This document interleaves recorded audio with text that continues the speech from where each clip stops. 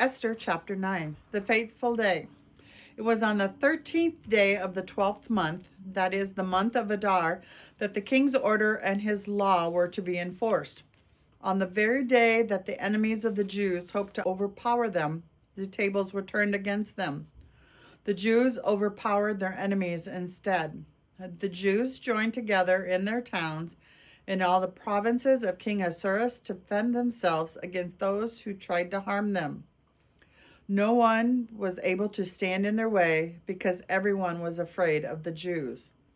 All the leaders of the provinces, rulers, governors, and those in charge of the king's business helped the Jews because they were afraid of Mordecai. Because Mordecai was very important in the palace, news about him was sweeping through the provinces. Indeed, Mordecai was becoming more and more important every day. The Jews put down all their enemies with sword blows, killing, and destruction. They did whatever they wanted with those who hated them. In the fortified part of Susa, the Jews killed 500 people.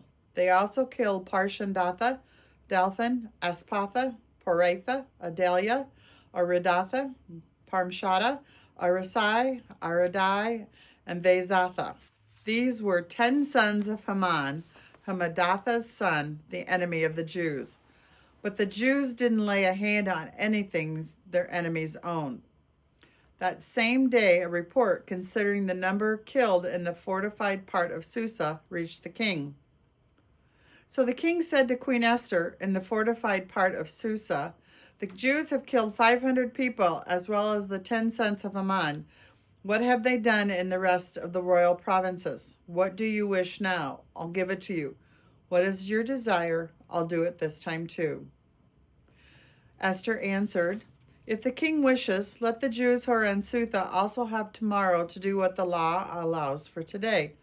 Let them impale the 10 sons of Haman on pointed poles."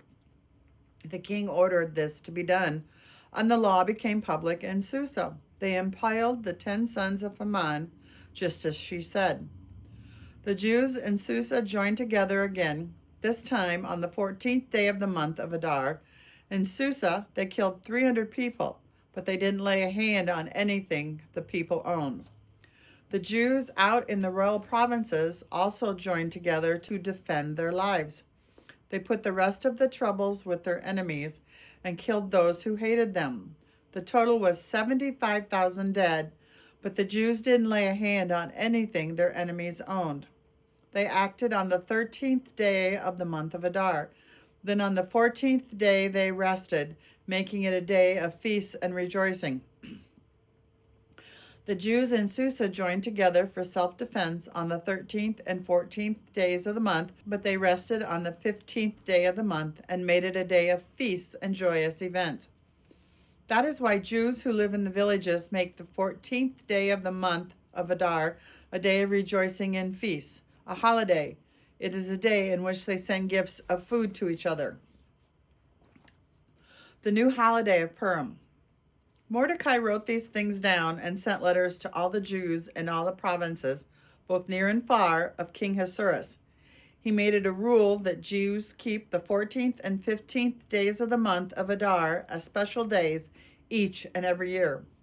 They are the days in which Jews finally put to rest the troubles of their enemies. The month is the one when everything turned around for them, from sadness to joy, from sad loud crying to a holiday.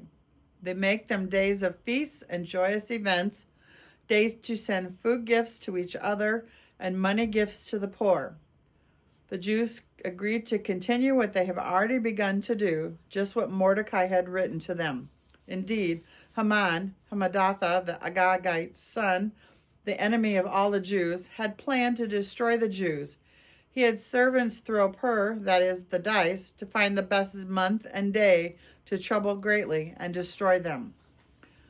But when Esther came before the king, his written order said, the wicked plan that Haman made against the Jews should turn back on him instead.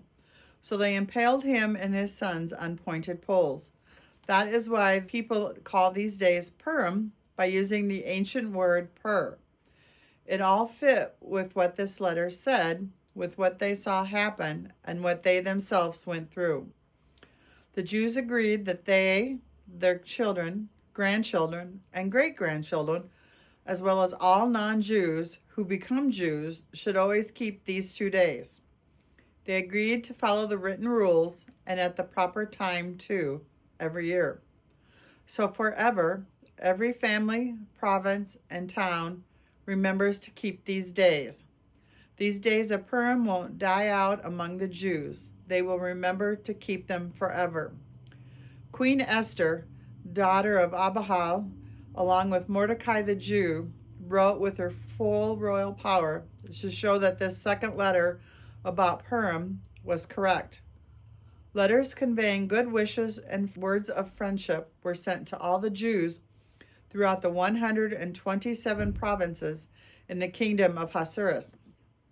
Their aim was to make sure that the Jews keep these days of Purim at the proper time, following the rule that Mordecai the Jew and Queen Esther had made. The rule fit well with what they themselves had agreed to do forever and with other things they did, like fasting and lamenting. Esther's order made these features of Purim part of the law, so it is written down.